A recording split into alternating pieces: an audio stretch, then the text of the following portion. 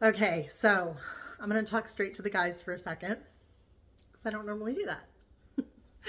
You have the floor and the camera. Okay, so guys, have you noticed maybe your girlfriend, wife, whoever, initially she was really gung-ho, didn't really, balk at suggestions. She wanted to go out more. She wanted to maybe be more intimate, things like that. And now it's kind of starting to taper off a bit.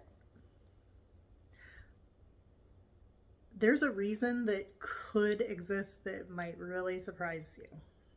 What might that be? I'm not just a pretty face, obviously, for this video, as I look like a burn victim. Yeah, I am a burn victim, yeah. In the early stages of a relationship, when you're not as invested in what the other person thinks, it can be way easier to say yeah, or to just be comfortable in general. Just be comfortable around the other person. As time goes on, she may start caring more. Oh, you care more. About what you think. That is such a funny look on your face with the burn victim thing. If you knew what was going through my mind, I'm being really good right now. She may care more about what you think and how you're going to respond, and care more about bringing the right thing to the relationship. And it can get all jumbled up here. So your response then is to take a step back? Fear. Fear? Mm-hmm. What are you afraid of? What might women... Wait, not you. What might women be afraid of? Fear of annoying, rejecting, not bringing the right thing. The energy's off. Maybe her hormones are off. But whatever it is, it's fear. And it's shame. Shame is involved in fear.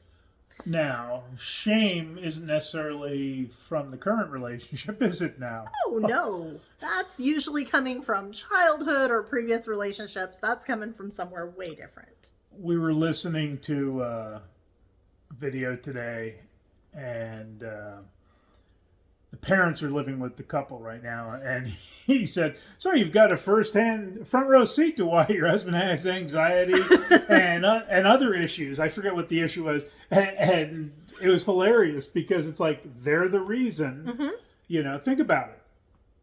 Oh, I would love to go to Christmas with many of my clients just to kind of get a first-hand account. Yeah. Hey, be sexy. Don't be a slut. Right. Well, which is it? You've been told mixed messages. Oh, yeah. We'll cut this if I'm wrong. So, when it came to the sex talk with your mom, she gave you the Dear Abby book, didn't she? My mom gave me a Dear Abby pamphlet with a certain section whited out. What section was that? The masturbation. Well, you don't wear glasses, so I guess that worked out okay. You'll go blind. My palms are a little hairy. But, no. You're due for waxing them. Oh, that's true. We'll see you soon, Arena. But, yeah, the sex talk that I got from my mom was not a talk. And she had an attitude that everything was shameful. Yeah, and we see this a lot in good Christian couples. Yeah. And think about they get that upbringing. Sex is wrong. Sex is dirty. They get married. It's like, oh, everything's okay. Wait, you've told me my whole life. You've imprinted this shame in my DNA, and now everything's okay. And you wonder why those relationships get sexually dysfunctional pretty quick. In a strict Christian upbringing, what is sex for? I mean, procreation, it's not just for procreation. Even in the strict denominations, it's mostly for that, but it's supposed to be for bonding between couples. But that's not the message that we're given most of the time by our parents. Yeah, so they were taught nothing about sex. They're not comfortable with it.